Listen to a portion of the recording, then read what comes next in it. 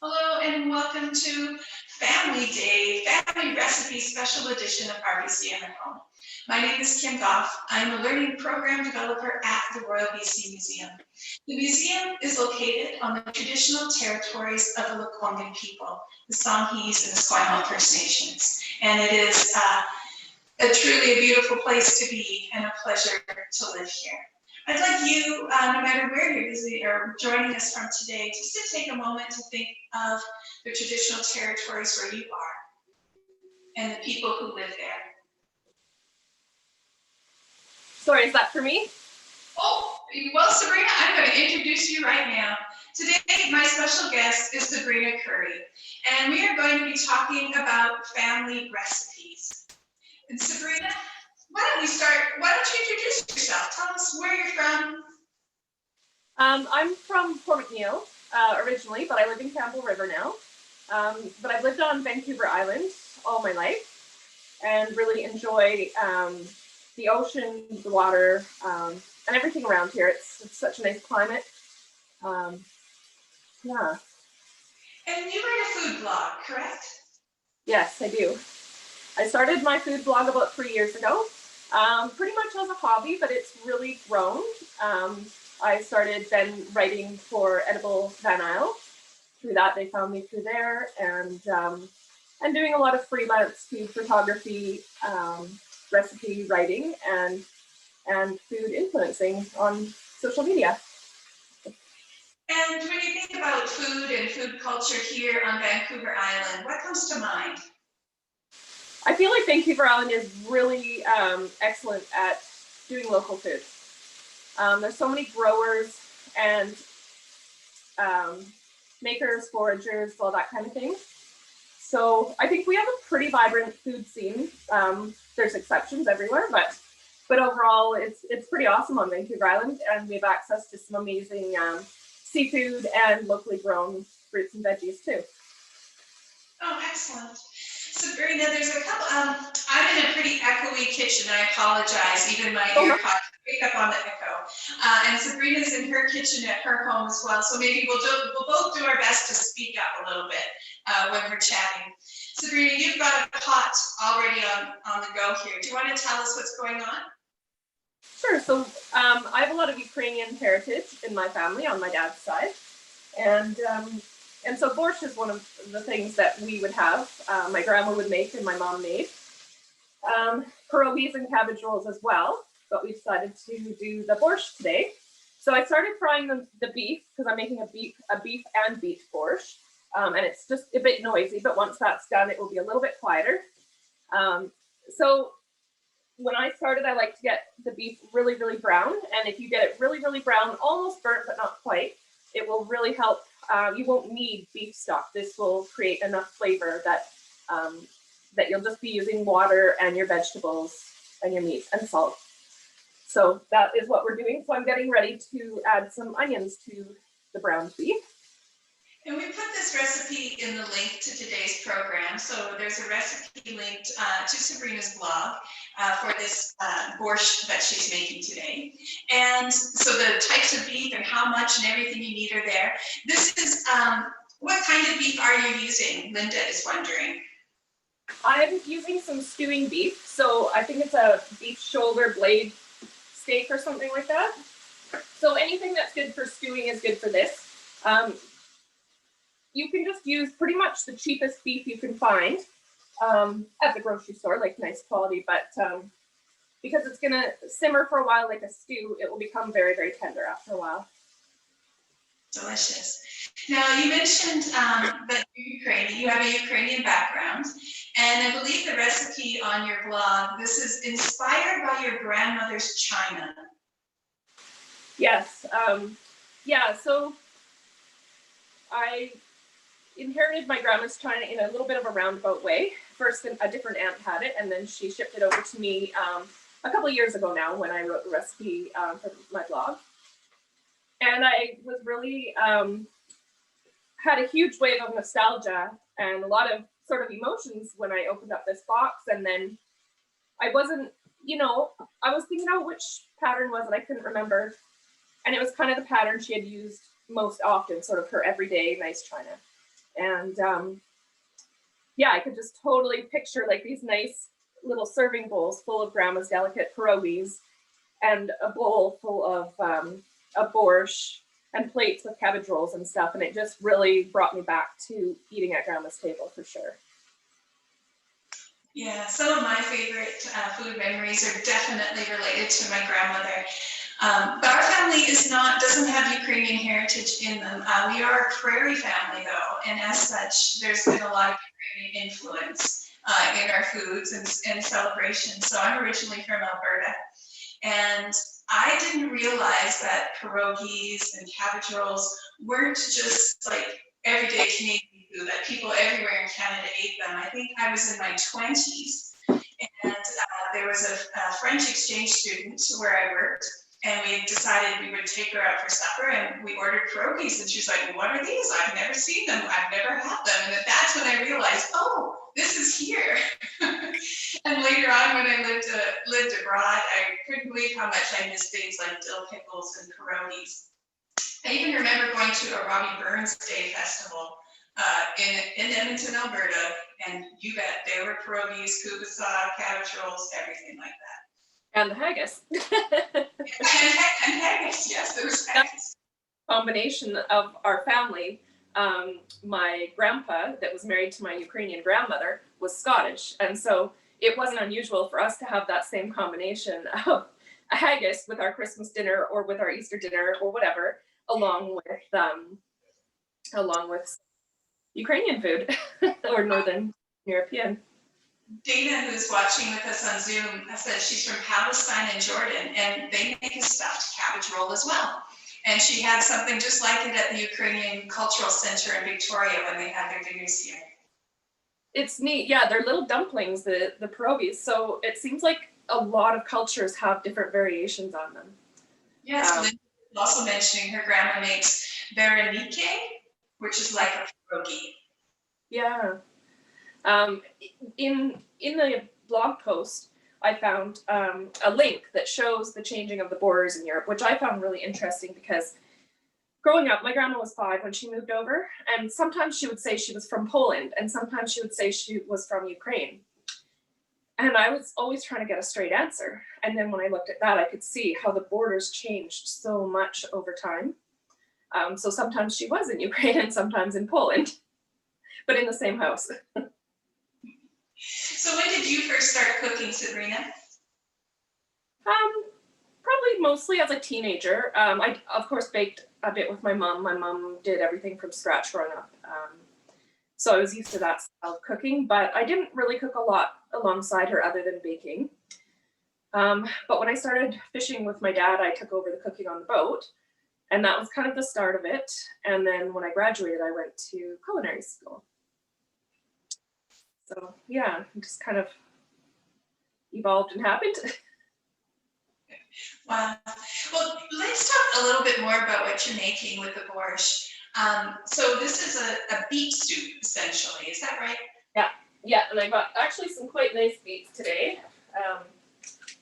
They even had their greens, which usually at this time of year you don't get the greens. They're a little bit raggedy, but I'm going to wash them, and I like to chop them up and put them in at the end. But yeah, they're nice big ones, so that's nice. I like to put them in about an hour before the soup is done so that they cook, but they don't start to leach out too much color and lose their color. But an hour is about right. They'll be nice and soft and make your soup nice and red. I like to use red cabbage in mine. So I've got a lot of red cabbage. We'll be eating some coleslaw this week too with this. But I like the cabbage in it, and a little carrots and celery. So I put my water in a little bit sooner than normal just so that my pot would be quieter for us. My water and a little bit of tomato sauce, not a lot. I don't want it to taste tomatoey, but it adds some good flavor. I'm going to put my other mirepoix vegetables in, the carrots and celery. And then while that simmers for a little while, I will peel the beets. And I've got some gloves for that. Be pretty messy, so wear black or dark color or an apron, and get some gloves if you don't want to have red hands or pink hands for a little while. Angela, who's here with us on Zoom, said that when she was in Latvia, cold beet soup was a common lunch. Is borscht served cold or is it always a hot soup? I've always had it hot, but I have read about it being cold. And it makes sense. It would be delicious cold. Again, like you could garnish it. Ask Angela, did they garnish it with sour cream when they had it cold? Hey, Angela, over to you. I wonder if it was garnished with sour cream. It sounds like a good idea.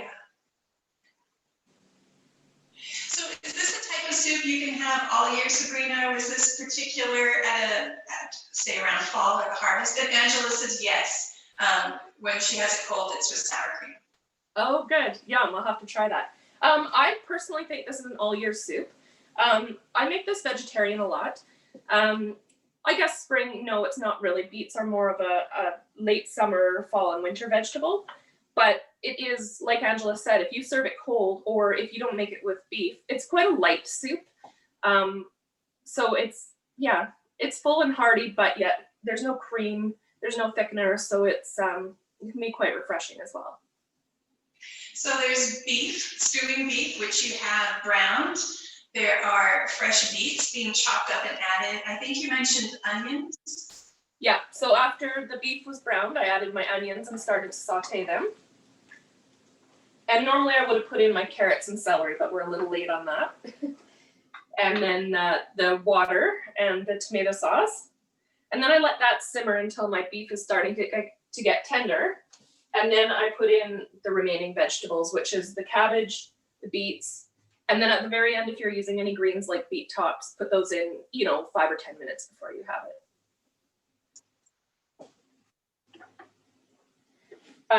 There are a lot of versions of borscht. When I was writing the article, I did a lot of research, and a lot of people have like green borscht.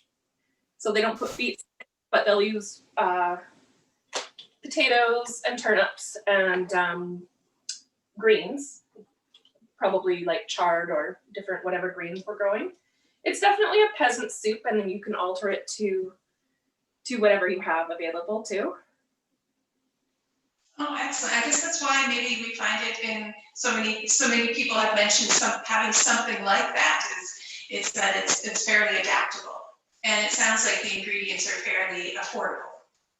Yeah, I think when times were tough for my grandparents, they likely had it with little or no meat in it. And when things were better, they would put meat. When they came to Canada, and as they got older and more established, they always put some meat in it. But yeah, it was definitely made a lot without meat when all they had was some root vegetables that they grew and stored themselves through the winter. Lovely. Can you tell us a little bit about the aromas you're getting in the kitchen right now? Well, seared beef, and I made that really, really brown, so we don't have to add actual beef stock. So it's almost a roast beef flavor, I guess you could say, but now it's getting a bit sweeter now that we did the onions and the tomato sauce with it. And the beets are going to sweeten that quite a bit further when we're done. Great. And does if you had leftover beef, could you use that too? Or is it better to start with something raw and to cook it up? I think you could, but if you have something that's lean, like say you did a roast beef all in one and it's fairly lean, it's probably not going to fall apart tender in here the way a fattier stewing cut will. So yeah, it's kind of up to you. Again, it is a good way to use up what you've got. Yeah, exactly. I guess that's always good. So I imagine you went through a few experiments when you were coming up with your own version of your family borscht recipe. Did you have any failures that happened along the way? They were mostly delicious failures. I was really trying to recreate what my grandma had, so I knew the basics. It wasn't too far off, but the big one is some people add no tomato, some people add a lot of tomato, and I think that makes a big difference how much you add. So I just wanted to add a little bit for body and a little bit of bright acidity, but I didn't want to have so much that it tastes tomatoey. I really wanted the beets to shine. And then vinegar, a little bit of like red wine vinegar, not a lot, I think it's 1 or 2 tablespoons at the end, really brings out the sweet beet flavor, and I think adds a really good amount of acidity. This one hasn't failed as much as some of my other recipe trials have. Is there anything you have to do about, is there anything, you mentioned putting vinegar in at the end. Are there any other seasonings that you need to sort of layer in when you're doing it?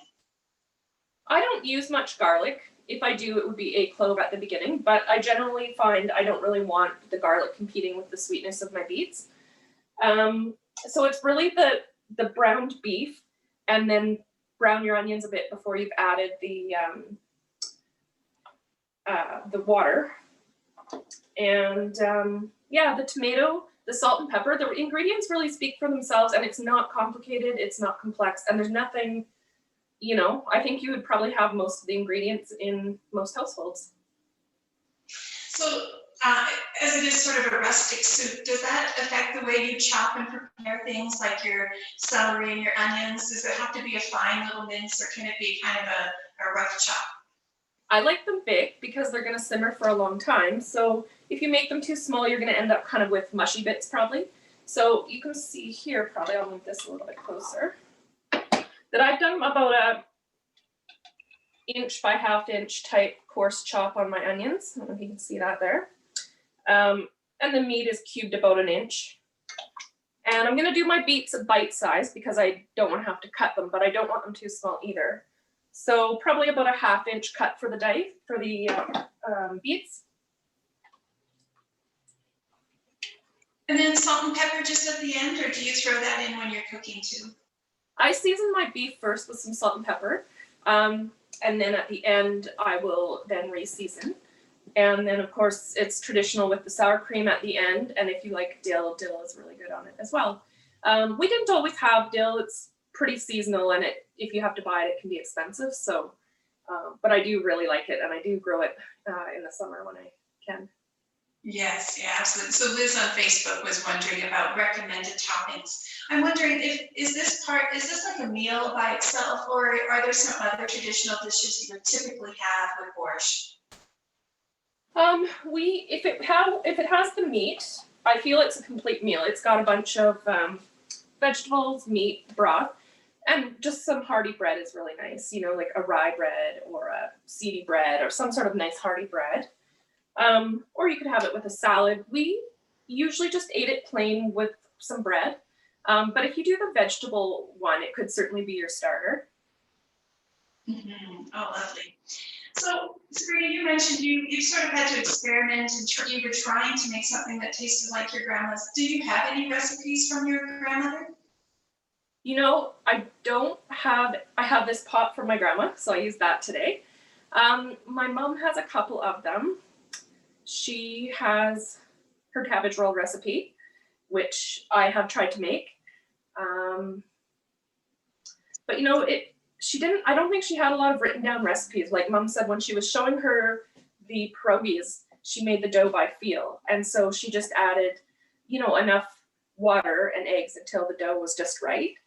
So I think, that's a lot the way it was, but it doesn't make it easy for the rest of us.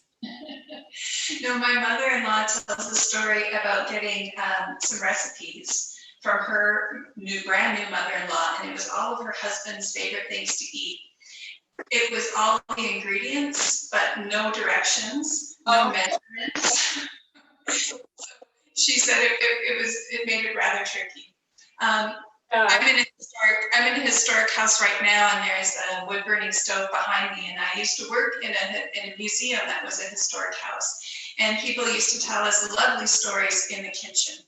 This is where people remembered stories of family meals or special moments and celebrations. And I remember an elderly woman telling me how her mother used to cook on a wood burning stove.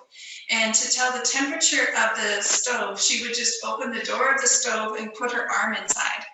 And she, I guess depending on how fast she had to pull it out, she knew what the temperature was.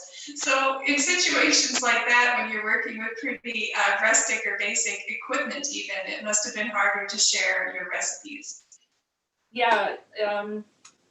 My grandma grew up speaking English, but my great-grandparents, her parents, didn't speak English as well because they were adults when they moved here. And so my great-grandpa had a lot of words for things that we would have to figure out what they were in English. Like my dad used to pick mushrooms with him. and be like, oh, Grandpa said that these were, you know, whatever, but I'm not sure, and I can't look them up because I only know the Ukrainian name. But he said they had a lot of similar mushrooms over there, and so he was an avid mushroom picker when he came over here. Great. And sorry, did your great grandparents settle in British Columbia? Did they settle here? I think they first actually went to the prairies, but then yes, they came here after. I think it was pretty brutal first winter, and I think they went out to Vernon, BC, and then they ended up in Paul River, BC, which is where they lived until retirement. Nice. Okay. So we have Angela here on Zoom, and she says she has recipes like that from her grandma. Still hasn't figured out how to make the almond cookies as soft and yummy as her grandma did. Because some of the little secrets that get left out, and you have to do some experimenting. Good luck, Angela. I hope you find a way to get that just right. The recipe I have, my grandma was in a small town in Saskatchewan. So I guess it was kind of common for anniversary things like town anniversaries or the province's birthdays. They would do cookbooks, and everyone in town would contribute some recipes. So I have these cookbooks, and there'll be my grandma's name and the recipes she made. And then I noticed, I was looking at it not that long ago, and there are some recipes in there that my grandma made all the time, but it turns out they weren't grandma's. They were from a neighbor. Those kind of cookbooks are actually, I find, really excellent for finding those kind of gem recipes, you know, that, you know, you sometimes have to sift through a few, but when people contribute their real family recipes, they can be pretty amazing. Yeah, to get those stories too that might come along with them are special. Yeah, I think as a kid, I just didn't realize you take your grandparents for granted that they're always going to be there. And obviously in hindsight, I really wish I spent more time learning those things from my grandma instead of now having to get them secondhand. And, I remember eating them, but not actually making them with her much. Right. Your Uncle Jim and your Auntie Eva are here on the Zoom today. Did your Uncle Jim have stories that helped you figure out some of those recipes? No, not so much. But I know that they probably asked them what their favorite recipes from Grandma are, because they live in Paul River, so they got to dine with Grandma quite a bit more. So yes, they might have their own favorite recipes. Auntie Eva, you can put those in the chat and let us know. Linda said that she has some of those old community cookbooks as well, and it's sweet to read their notes on the various recipes. My other grandma, so my dad's mom, I have one of her cookbooks. It's a blue ribbon cookbook. It's a small little notebook type thing. And I just found one. I just got one from 1905. Oh my goodness. Wow. This one I think is from the 40s. And my grandma, I don't know which things my grandma cooked so much. I guess I should say, I don't think of that grandma as around cooking as much as my other grandma. But in that little cookbook, she wrote in pencil, she wrote little notes. Oh, only make this on a cold day, the oven's too hot. Like she underlined the temperature of the oven and wrote just for cold days, things like that. So your Uncle Jim says, everything she cooked was delicious except stew. He makes it better. Or maybe Auntie Eva makes it better. Yeah, Grandma was a stellar cook, and when I was younger and she was still working, she would spend so much time making pierogies from scratch and cabbage rolls, and you would go there for Christmas, and it was just like so much stuff. We all felt amazed that she did all this stuff from scratch, even though she was also like working full time. Mm-hmm. It's just it's one of those things that I think there's so many families. For my family, making those foods and putting the time and the effort into them, you maybe took a bit for granted when you were younger, and then when you're older or have your own family or you're working, you realize all the time it took. Yeah. It's it inspires me to do the same, because homemade food does make a difference, and people do appreciate it even if they're not conscious of it. I think they can feel the love in it. So I try to not be lazy when I have company. I'll think of Grandma and make food from scratch. That's nice. Melissa on Zoom says she loves finding recipes that have food drips on them or notations on them. She says that's always the signs of a favorite dish. I agree, yeah. I shouldn't feel bad then when I get beet juice all over my cookbook. I'm leaving evidence for for future generations. Yeah. So you're getting into those final steps. It looks like you're going to be adding the beets. And then you say, how long does that cook, Sabrina? Once I put the beets in, I would say about an hour. So normally I'd probably have let this simmer 45 minutes to an hour before I add the beets and do it for about another hour. But I'm going to get it in so you can kind of see that beautiful color. And yeah, I love the color of beets. Yeah, really beautiful. So while you're wrapping up your borscht for us, oh, there it is. That looks great. I can see the beautiful red. When you're simmering, do you cover the pot, Sabrina? You know, I usually don't, unless it's starting to get too dry. I simmer it low, like I've got mine set at about a 1. I don't really want it boiling, just a light simmer. And yeah, I just add a little bit of water if I need as it's going, but I add quite a bit of water in the beginning, so it doesn't usually dry out at all. Lovely. Mm-hmm. So will you be eating that tonight, or will it be going into the freezer? This will definitely be dinner tonight. You know, some things are nice the next day, but after smelling borscht all day, I really like to eat it after. And it's one of the things that my whole family will eat. You know, sometimes kids can be picky, and sometimes they like it better than other times, depending on their state of mind. But it is, I call it pink soup when they were little, and that kind of got them eating it. I remember not liking it when I was little and changed my mind probably in my 20s and thought it was fantastic. So that happens too. You know, there's things you won't eat when you're a little kid that you later on learn to love. Definitely, yeah. Yeah.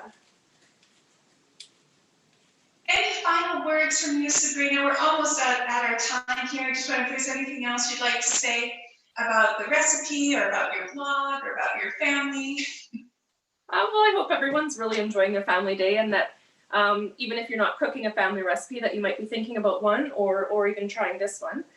But if you do have your grandparents around or your parents and they have special recipes, make the time to make it with them. And if they're not writing it down, you can write it down because it's something that you'll have forever. My husband's sister made a book of her mom's recipes, and his mom recently passed, and we're so thankful for that book. There's a number, and some of them are so simple that we make out of there, but we've been cooking out of it a lot. And so if I could go back and do anything, it would be to save those recipes, get them written down. That's great advice. Maybe a lovely activity to do on Family Day. Share a recipe with someone or call somebody up and get them to tell you what that recipe is. Thank you, Sabrina, so much for joining us today and taking the time here. I encourage everyone to check out Sabrina's blog. Lots of beautiful photographs, but also amazing recipes on there to share and to learn from. Today, if maybe Chris can share the slide of what's coming up next today at 1 o'clock. We have 2 more programs left today. Just waiting for that slide to come up there. Melissa saying thank you, Liz saying thank you for sharing. So at 1 o'clock today, my colleague Liz is heading out in the rain and snow to Goldstream Park, and there will be a program called Walk in the Park in partnership with BC Parks at 1 p.m. And at 2 p.m. we have a virtual IMAX show. We're showing humpback whales. That program is sold out, so hopefully if you have your registration for that, enjoy at 2 p.m. that little showing. And you can see our website for more details. And we are doing virtual programs regularly now. So if this is your first time joining us, welcome. We hope you'll come back and join us again. You can see our programs on our website. And we look forward to sharing with you then and sharing with you some more. Take care everyone, and thanks for joining. Thanks, Kim. Bye-bye. There's face here from Barb, your Auntie Eva, Angela. Oh, it's just like a waterfall. I can't keep up right now.